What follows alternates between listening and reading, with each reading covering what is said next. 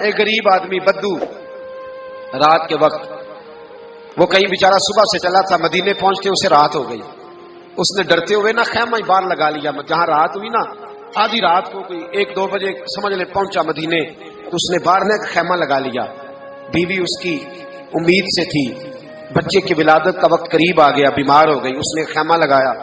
بیوی اندر ہے. حضرت عمر فاروق گشت پہ تھے رات کو، ساتھ ایک غلام تھا. حضرت عمر فاروق رضی اللہ تعالیٰ عنہ کہنے لگے وہ آگ جل رہی ہے تھوڑی سی، پتہ کرو کون ہے. تو آپ کا غلام پتہ کرنے گیا تو بدو نے ڈانٹ دیا، کہنے لگے جاؤ تمہیں کیوں بتاؤں. حضرت عمر خود گئے، کہنے لگے مسافر بھائی بتا تو صحیح. کہنے لگا جی چھوڑے، میں آپ کو کیوں بتاؤں، میں کون ہوں، کیسے آیا ہوں. فرمایا خیمے کے اندر سے کراہنے کی آواز آتی، کوئی درد سے چیخ رہا ہے، بتا ہمیں بات کیا ہے.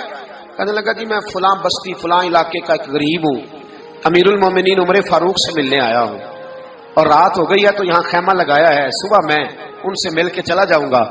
تو رات کو تکلیف دینا پسند نہیں کیا، تو میری بیوی امید سے تھی، اب بچے کی ولادت کا وقت قریب ہے، پاس کوئی نہیں. حضرت عمر کہنے لگے تو ٹھہر میں ابھی آیا. چہرے پہ نقاب ہے، اسے بتایا نہیں میں ہی امیر المومنین. عمر دوڑے گئے، اپنی زوجہ سے کہنے لگے اگر تجھے بہت بڑا اجر مل رہا ہو تو حاصل کرے گی. کہا کروں گی. تو کہنے لگے چل پھر میرے ساتھ، بہت بڑا اجر ہے. ایک دوست کے ہاں ولادت کا وقت ہے، ضرورت کی چیزیں ساتھ لے لو. اس عورت نے تھوڑے دانے لے لیے، گھی لے لیا. حضرت عمر سے کہنے لگی لکڑیاں اکٹھی کر لیں. امیر المومنین کونسلر کی بات نہیں بتا رہا آپ کو، میں آپ کو ایم پی اے کی بات نہیں بتا رہا، ایم این اے کی بات نہیں بتا رہا، جو 10 گاؤں کو ملا کے چیئرمین بنا اس کی بات نہیں بتا رہا. اس کی بات بتا رہا ہوں جو 22 لاکھ مربع میل کا حکمران ہے. اس کی بات بتا رہا ہوں جو گلی سے گزرے تو شیطان رستہ ہی بدل جاتا ہے. اس کی بات بتا رہا ہوں جس کے بارے میں میرے مصطفیٰ کریم صلی اللہ تعالیٰ علیہ وآلہ وسلم نے فرمایا میرا عمر تو وہ ہے کہ 950 سال حضرت جبریل بھی اس کی شان بیان کریں تو عظمت ختم نہیں ہوتی.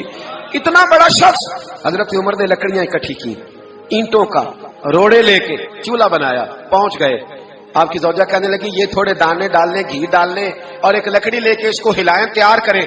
خود زوجہ اندر چلی گئی. حضرت عمر باہر پکانے لگے. وہ بدو کہتا ہے میں اس طرح کا ان کے ساتھ بہیو کرنے لگا جیسے کو کسی چوکی دار کے ساتھ نہیں کرتا. میں نے سمجھا جی عمر نے چوکی دار رکھے آنے جانے والے مہمانوں کا. میں کبھی پانی کا پیالہ مانگتا، کبھی کوئی بات، عمر دوڑے جاتے، کبھی پانی لاتے. او مسلمانوں، او میرے رسول کے غلام عزیزو. حضرت عمر فاروق وہ غلام کہتا ہے میں عمر سے کہتا، میں کہتا غلام پانی لا تو عمر دوڑ کے پانی لاتے. میں کہتا تجھے گھی پکانا بھی آتا ہے، پہلے بھی کبھی پکایا ہے؟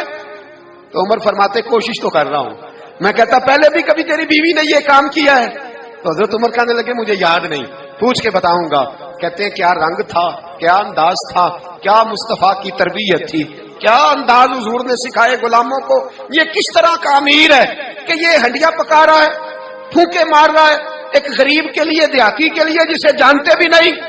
اندر اس شخص کی بیوی کے ہاں بیٹا پیدا ہوا تو حضرت عمر کی بیوی اندر سے بول کے کہنے لگی امیر المومنین مبارک ہو، آپ کے دوست کے ہاں بیٹا پیدا ہوا ہے. جب کہا نا امیر المومنین مبارک ہو تو وہ شخص کہتا ہے میرے ہاتھ کانپنے لگے اور میں اس طرح دوڑا کہ میری پگڑی گر گئی. میں دوڑا تو عمر نے بلایا، کہا کدھر جاتے ہو؟ کہنے لگا آپ امیر المومنین ہیں، آپ امیر المومنین، آپ عمر ہیں. کیسر و کسرا جس کے نام سے کانپے آپ وہ ہیں، جسے مصطفیٰ نے دعا مانگ کے اللہ سے مانگا وہ والے عمر ہیں آپ، جس کے لیے علی المرتضیٰ فرماتے ہیں میں روز دعا کرتا ہوں وہ والے عمر ہیں، جس کے بارے میں ابوبکر صدیق نے فرمایا تھا کہ میں اللہ سے کہوں گا مولا جو تیرے محبوب کی امت کے حق میں سب سے بہتر تھا میں اسے خلیفہ بنا کے وہ والے عمر ہیں. عمر امیر المومنین کی بیوی وہ تو خاتون اول ہوتی ہے، وہ تو ملکہ ہوتی ہے، اور تیری بیوی دائی بن کر ایک غریب کے بچے کے پاس بیٹھی رہی ولادت کے وقت. عمر امیر المومنین ہو کے تیری داڑھی ساری دھومے سے بھر گئی تو ڈیوٹی کرتا رہا. تو سیدنا عمر رو پڑے اور اس بدو کو سینے سے لگا کے کہنے لگے تجھے پتہ نہیں تو کہاں آیا ہے، اس شہر کا پتہ ہے؟ اس نے کہا حضور کہاں ہے؟ فرمایا یہ میرے نبی کا مدینہ ہے، یہ مصطفیٰ کا مدینہ ہے، یہاں امیروں کا استقبال نہیں ہوتا، یہاں غریبوں کے استقبال ہوتے. یہاں حضور نے اس اسٹیٹ پہ میرے رسول پاک نے وہ والا رنگ دیا ہے کہ اب غریب سر اٹھا کے جینے لگے ہیں، اب مزدوروں کو عزتیں ملنے لگی ہیں، اب یتیموں نے سر اٹھا لیا ہے کہ ہمارا کوئی سننے والا آ گیا ہے.